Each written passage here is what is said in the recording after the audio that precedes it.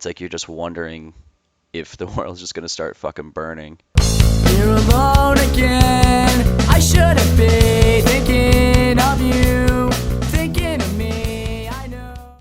Greetings, everyone. This is Mike from dailyBred, Instagram, comic thing, and I was just driving around in my Jeep and I realized I haven't done a podcast in a while, and I was listening to Joe Rogan's podcast. He was talking to Bill Burr, and I just really appreciated the fact that years ago Joe Rogan he mentioned in this episode that he was just depressed. I'm not depressed, but he was depressed, and that's why he started this podcast. It was just on a whim, and it took off after a while, and he's huge, and it's not why I decided to start doing this, but he just had things he wanted to talk about, and he just hit record and started talking, and it just became a thing, and that's why I started doing this podcast to begin with. The comic itself was just a funny way to take little snippets of random things that I think about and just draw them every day.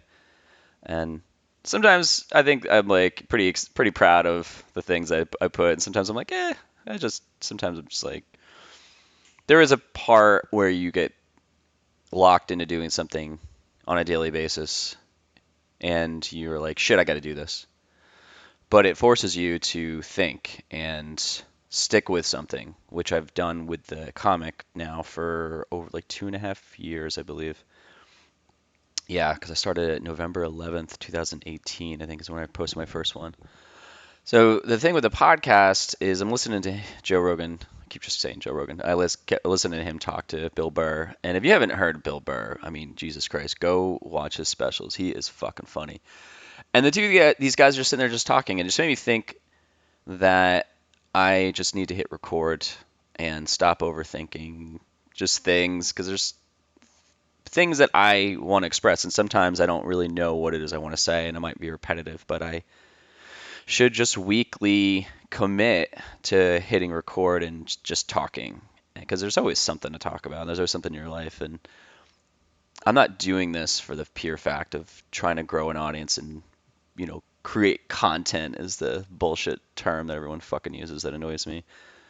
But I think just lately I haven't said much. I don't know when the last episode was that I launched, but I mean, since then, the whole world's been locked down, and now there's like all these, people are protesting, and I live in Raleigh, and a couple weeks ago, there was like the protests turned into basically just fucking riots. Like, just, I don't know. I consider a riot to be when you just start breaking shit, and people can argue that it makes sense, and I am not heated up, and I wasn't there with the crowds protesting, and so I get it, man. I get that people are upset and started breaking shit because they just felt there was no outlet, and when you can't hold something for so long until it just explodes, and I totally get that.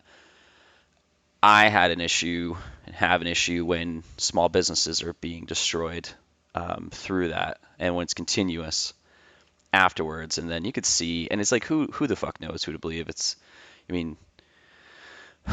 There's an account in town where they're doing like behind the scenes where they're there, and it's great to see that, because they're like, this company's called Raleigh Raw, and Sharif, he was doing live Instagram stories, and you just walk up to people and saying like, this white woman is spray painting shit on a statue, and there's a white dude breaking windows, and you're like, yeah, okay, that's fucked up. I mean, in general, I think anyone breaking windows is just like, of a small business, I don't think that helps. But I'm not going to sit here and, I'm just going to just say what I feel. So it's like watching all that shit's crazy, and being locked inside, not locked inside. Now things are opening back up, and it's like you're just wondering if the world's just going to start fucking burning. And this isn't the first pandemic. This isn't something new. The world has seen these things before. And when something happened the first time, it always seems brand new. I mean, I can't even imagine the time of the Spanish flu when when every single fucking person wasn't able to be a newscaster because they had a video camera in their pocket that could post, and the entire world could see that video the moment it's posted. I mean, maybe it was probably better back then that didn't have it because the amount of stress that it adds and everyone's different angle of this is intense because it's their emotion behind it. And then, so it's like you're seeing that side, but then when people are posting what they think are facts and they're not facts, that gets frustrating. But I can't imagine being like 1918 or whenever the Spanish flu was. I think it was that when people were just they had to rely on newspapers or word of mouth from their neighbors or whoever was around to see what the fuck was going on. But they were stuck indoors, and that's what we are doing now. And now there's people going. Now the world is there's that, and there's protests. And for me personally, it's like just in my life, it's I have my own business, and I think that's why I have a soft spot for these businesses that are getting beat up with their shit getting smashed because I just think that's fucking ridiculous because these people, and it's across the board, it's white businesses, black businesses, like every business owners are business owners. There's a gray area there, and these people are just trying to survive right now, and their shit got fucked, and I just don't agree. I think it's fucking lame, and people can call me out about that, and that's fine. But I mean, just the amount of anger that is out there, and I'm very aware that me as being like a white male, like I do not know what to say. Like I'm just stepping back and like I'm not going to a protest because not that I don't believe him. I'm not going to fucking be around a crowd of people that could potentially have there's a fucking virus that's going around and some people could think it's bullshit and there's conspiracy about it. And I mean, like, look, people are dying and getting sick, and I don't feel like having a shitty 2 weeks if I got it or dying of something like that. And I mean, I also feel like I'd get in the way. Like if people showing up to these things, they have passion and they want to say something. It's like me being there and being the loud white guy who's getting in front of people that need to be saying something. That to me is it's like you're taking away their voice by trying to be so loud. It's like just show up, show your unity with the people that you feel are being like fucked with, and but like let them speak and just be like, yeah, like I got your back. And just the amount of fucking anger on both on not both well yeah both sides, but like the amount of anger on for like people just like there's such an extreme of like if you don't say anything you're an asshole. It's like, man, I mean, you're fighting for the First Amendment to speak, and then you're yelling at people for not speaking the way that you want them to speak. It's like fucking Christ, man. So there's that, and then my personal life. It's like I have a business, and then so I'm just keeping my head down and doing that, and then socially, just now like a bunch of us, me and my friends, will go out and still trying to get out and have a life and just being like a single guy, like it's definitely interesting how I don't even know how people are doing the whole dating thing right now. Like how are people doing that? It just blows my mind how that's like how do you meet someone and say like, hey, let's hang, hey, random person on a dating app, let's hang out, and hopefully we don't have this virus that potentially is asymptomatic and you can get it, or it's asymptomatic and you can't get it. And there's like that part of it, and there's people out there just like randomly hooking up. It's like, I I mean, these are things that like I get, and people, people should have that. People are like, if single people are like, yeah, like this sucks. Like I either want to just do my single life and just do random dating and random hookups, or I want to date people and have like serious relationships. And I just don't really dip my toe into it. I just kind of sit back. I'm like, I don't even know how to even jump into that. But like as a single guy, like yeah, man, it sucks. It sucks to not be able to like connect with anybody. And yeah, so I don't know. And I think I've just decided that by listening to the podcast today and just hitting. Sorry, my phone was like randomly ringing. Potential spam. Cool. I think just hitting record and talking is helpful because I would love to. have some kind of therapy session. And I think I've mentioned in many episodes that this is what it feels like. And I'd love to be able to just out of pocket pay someone $150 for an hour of their fucking time to sit and listen to me and kind of help me get through my own shit. And everyone's got their own shit, but this is just a way to just talk and get something out there and release in my way of releasing my own shit that's in my head. It's just talking to me. Talking to me seems like the best way. Like talking to myself, but like to me, talking seems to be the best way. And every time I do this, I always feel good. And I don't ever know what direction I'm going in, but I just feel like I just have things I need to talk about. And I think that's why I've been putting my head down so much in my business, because it's like I've been staying steady because the comic is just the fun thing I do, but I do animation and video motion graphics for a living, and that's where I make money. And I've been busy, so I've just been like, let me just save up as much as I can, so then I can have the possibility of paying someone to talk to, or even just having money in the bank in case shit really does go down and I'm like able to fucking eat in a year, because who knows where this is going, which is really a scary time to be in. So it's just weird to wake up every day and think the world's crazy. There's this thing that's going around that has no emotion that will just kill you, or it won't kill you. And then for me personally, then there's that aspect of, you know, the things that I've constantly been dealing with for years. It's opening up to anybody, and it's like, well, how do you really do that now? And it's a pandemic, and it's like, how do you go meet somebody? And then I struggle with like, am I still cool being alone? And there was like a bit of an inkling where, it's like maybe I'm down to meet someone. And it's like when that door kind of opens a little bit, you're like, oh, wow, that still exists. That's crazy. I thought that was closed off, because you're mentally telling yourself that you're down to be alone for the rest of your life. But then you think, I really hope my 80-year-old self isn't going to be pissed off at me for me sitting in whatever that position is if I make it that far. Luckily, to go now, I'm 41, so to make it between now and 100, that is, I mean, if I make it to 100, if I could still be mentally aware and physically capable of getting around, that's obviously the goal. If I'm 80 years old and I'm a fucking vegetable, then that's just not really living. But to be that person, and it's thinking, what if I'm sad about being alone? Or what if I don't, like now I'm not sure if I want to have kids, but what if I am sad that I maybe will miss out on the next 4 decades? God, it's only 4 decades. Jesus Christ.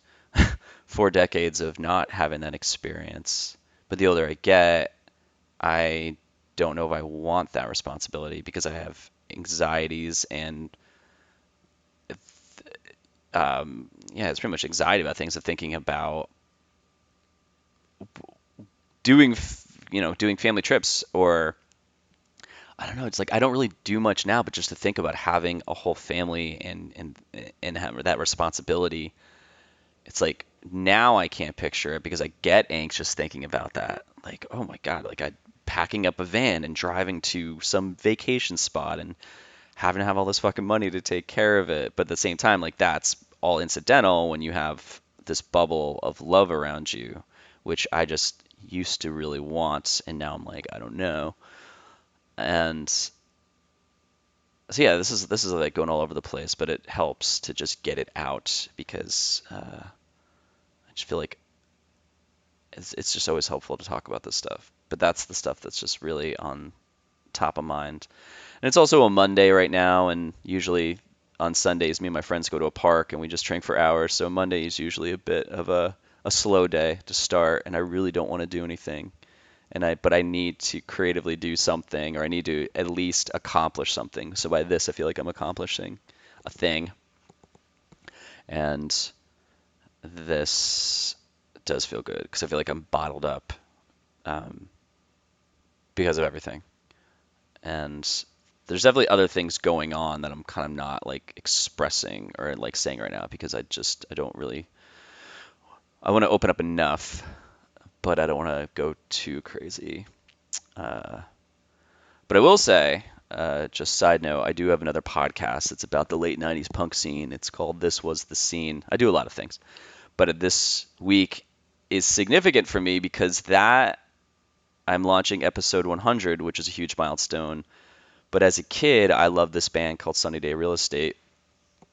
And for the interview, I got to interview their drummer, William Goldsmith, which was such a gigantic win. And when I posted the teaser today for that, and I'm looking at just this graphic on my Instagram and my Facebook and Twitter and like I'm posting and just looking at this video and it's just like episode 100, which was just wow. Like I just started that podcast randomly and I'm at 100 episodes with that.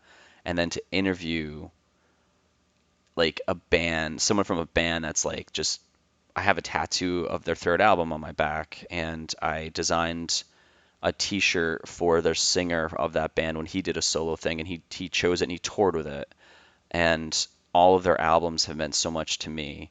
And this is like a time when I actually emotionally gave a shit about connecting with anybody in a relationship, and their songs were that soundtrack. And to have all of that come together right now in the middle of all this is to me very helpful. And it's just like I am just sitting with it, like thinking like, holy shit, I can't believe I accomplished this. Like, I mean, you really, and that's another thing that bothers me about just this whole thing. It's like I'm the guy that just thinks that anyone can do whatever they want. And when people are relying on other people to help them show up or to help them get by, I'm just like, you could just take things by the balls on your own and just run with it. But people are waiting for other people and blaming other people. It's like when there's a physical reason that you're getting held down, like, yes, yes, that's fucking insane. It's when people are saying, I need to rely on the system to get by.